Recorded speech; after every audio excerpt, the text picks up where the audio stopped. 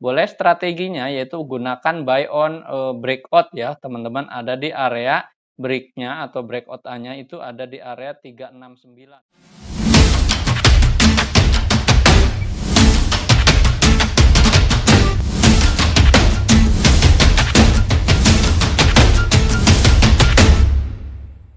Hai, easy to invest. Kembali lagi bersama saya Dento dalam Akademik Saham. Ya, pada kesempatan kali ini kita akan mengupdate emiten-emiten kembali teman-teman secara analisis teknikal beserta dari sentimen-sentimen dari global maupun dari dalam negeri sendiri. Baik, kita mulai. Yang pertama akan menganalisis dari segi teknikal untuk IHSG terlebih dahulu. Namun teman-teman, untuk bagi teman-teman yang memang baru pertama kali hadir dalam channel ini, mohon dukungannya dan subscribe, like, dan komen agar channel ini dapat membantu teman-teman sekalian untuk berinvestasi saham. Baik, yang pertama kita akan menganalisis dari IHSG terlebih dahulu. Ya, untuk indeks hari ini, untuk komposit sendiri hari ini ditutup melemah sebesar 1,13% dan angka closingannya ada di angka 6533.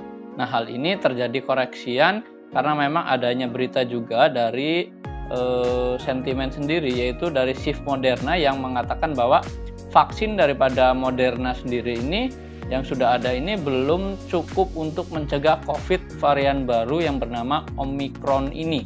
Nah, hal ini juga akan menambah kekhawatiran secara global, terutama dari investor asing juga, teman-teman. Jadi, hal ini terkoreksi cukup wajar untuk hari ini. Dan untuk dari dalam negeri sendiri, yaitu terdapat berita dari kembalinya status PPKM dari level 1 menjadi level 2 di beberapa wilayah, termasuk di DKI Jakarta di sini ya, teman-teman, sehingga pada hari ini terkoreksi ya cukup normal-normal juga, teman-teman, karena memang IHSG sendiri kembali ke zona sideways ya, teman-teman, dan hari ini memang tertutup koreksi dan mantul di area MA20-nya, teman-teman. Dia tidak bisa menembus area resisten yaitu di MA20 sendiri. Maka hari ini terkoreksi dengan adanya berita-berita dari sentimen yang kurang menarik juga. Hal ini cukup wajar juga, teman-teman, bila hari ini IHSG terkoreksi. Dan bagaimana untuk analisis teknikalnya? Secara teknikal di sini masih ada support yang memang cukup kuat juga, teman-teman, yaitu ada di 6480 sampai 64500 ya. Ini di area supportnya untuk IHSG sendiri. Nah, untuk resistennya ada di mana? Untuk resisten sendiri untuk IHSG yaitu ada di area MA20-nya. Nah, ini di area sini yaitu ada di angka 6641. Ini adalah sebagai area resisten untuk IHSG sendiri. Jadi teman-teman boleh perhatikan untuk IHSG. Jadi ini adalah area resistennya. Nah, berikutnya kita akan membahas dari saham-sahamnya. Yang pertama kita akan membahas dari saham AGII. Ya, AGII, teman-teman, di sini untuk AGII hari ini terpantau naik juga, yaitu sebesar 8,8% dan angka closingannya ada di angka 1600. Nah, kenapa AGII? Karena AGII ini adalah perusahaan yang menghasilkan oksigen, dan ini bila ada sentimen yang negatif dari sektor kesehatan, terutama dari penyakit COVID ini, maka dia akan terdampak secara positif juga untuk AGII. Jadi teman-teman boleh watchlist juga untuk AGII. Dan memang hari ini naiknya ini cukup tajam juga, teman-teman, yaitu di angka 8,8%. Nah, bagaimana strateginya? Teman-teman boleh untuk buy on weakness juga ada di area sini, yaitu di area 1500 ya. Ini di area buy on weakness-nya. Namun memang hari ini sudah menyentuh resisten yang pertama. Nah, resisten pertama itu untuk AGI sendiri ada di angka 1585. Ini dia sudah breakout dari resisten pertama, maka dia menjadi support berikutnya untuk AGII sendiri, ini di area sini. Namun teman-teman juga boleh menunggu buy on weakness di area 1500 sampai 1585. Ini sebagai area supportnya atau support barunya untuk AGII. Nah, untuk resisten selanjutnya untuk AGII ada di mana? Yaitu untuk resistennya ada di 1650. Ini sebagai resisten barunya untuk AGII. Dan dia masih berpotensial untuk sampai ke resisten tertingginya, yaitu ada di 17.15. Ini sebagai resisten tingginya untuk AGII sendiri. Nah, ini adalah analisis untuk saham AGII. Nah, berikutnya kita akan menganalisis dari saham lainnya, yaitu ada saham MPPA. Ya, MPPA. Nah, teman-teman, hari ini untuk MPPA ini menarik juga. Hari ini ditutup menguat sebesar 7,0%, karena memang adanya laporan keuangan dari MPPA sendiri pada kuartal 3 ini sebenarnya ditutup yaitu kurang bagus juga untuk laporan keuangan, sebab untuk pendapatan ini di kuartal 3 ini turun cukup tajam juga karena memang adanya pemberlakuan PPKM yang memang terjadi di pusat perbelanjaan di kuartal ketiga. Jadi inilah yang menyebabkan MPPA ini pendapatannya turun. Nah, baik, namun secara teknikal di sini masih cukup menarik juga karena memang adanya volume yang cukup tinggi juga untuk hari ini.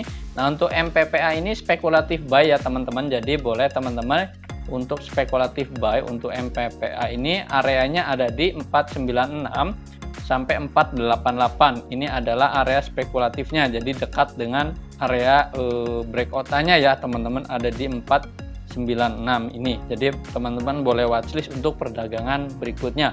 Bila memang volume besok masih cukup oke, teman-teman boleh bisa spekulatif buy untuk MPPA sendiri.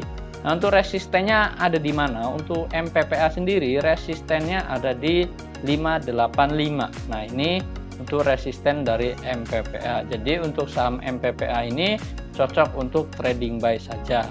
Baik, untuk analisis saham selanjutnya yaitu ada saham MLPL. Ya, MLPL teman-teman. Nah, di sini kita lihat untuk MLPL sendiri hari ini bergerak naik juga, yaitu sebesar 3,4% dan angka closingannya ada di 360. Dan ini dia sudah keluar dari area ini garis trend lainnya juga teman-teman, dan dia hari ini sebenarnya volumenya juga cukup oke juga di sini. Namun untuk perdagangan besok seperti apa, teman-teman boleh watchlist juga untuk saham MLPL ini.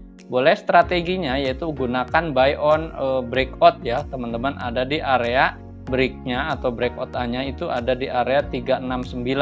Ini sebagai area breakout-nya untuk MLPL sendiri. Jadi jikalau besok masih volume tinggi, teman-teman boleh watchlist juga untuk MLPL. Dan untuk resistennya sampai mana? Resistennya sampai 414. Ini adalah resisten dari MLPL sendiri. Dia berpotensi bisa naik ke area sini. Namun waspada juga jika ada profit taking yang memang dilakukan oleh para investor juga. Baik, ini adalah saham MLPL. Nah, selanjutnya kita akan menganalisis dari saham BEPS. Ya, hari ini untuk saham BEPS hari ini naik juga teman-teman sebesar 11,8% karena adanya rebalancing MSCI juga ya yang hari ini sudah diberlakukan.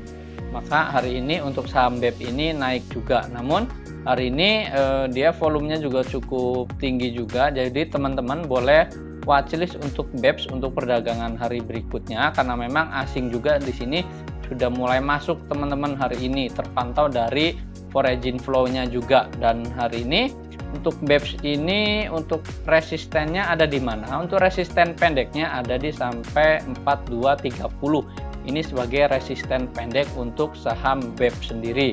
Nah, untuk jika memang dia bisa keluar dari 4230, maka dia bisa berpotensi melanjutkan kenaikannya yang memang masih belum ada resisten berikutnya. Jadi teman-teman boleh pantau untuk BEPS pada perdagangan hari berikutnya. Jika memang volume masih cukup tinggi juga untuk perdagangan hari esok, teman-teman boleh spekulatif buy juga untuk BEPS sendiri. Nah, ini adalah analisis untuk saham BEPS.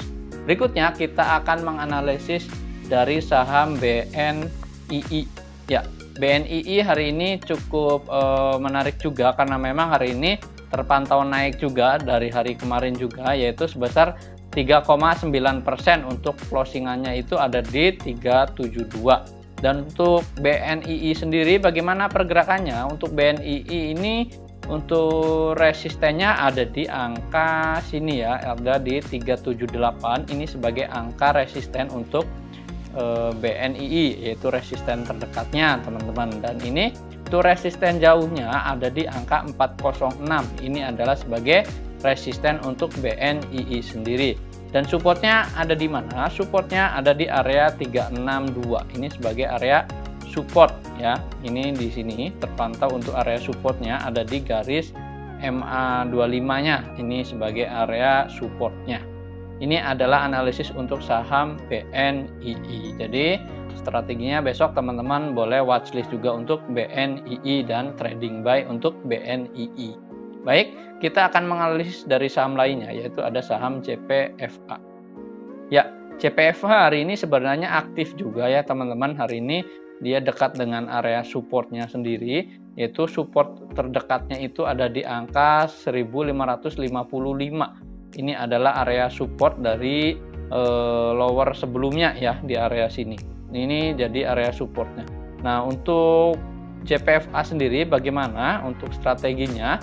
Nah, CPFA ini teman-teman boleh spekulatif juga karena hari ini sebenarnya volume cukup tinggi. Jadi untuk CPFA ini resistennya ada di mana? Resisten terdekatnya itu ada di angka 1730 ya. Ini sebagai resisten untuk CPFA sendiri. Ini di area resisten di sini. Jadi teman-teman boleh spekulatif buy untuk CPFA karena memang masih dekat dengan area support.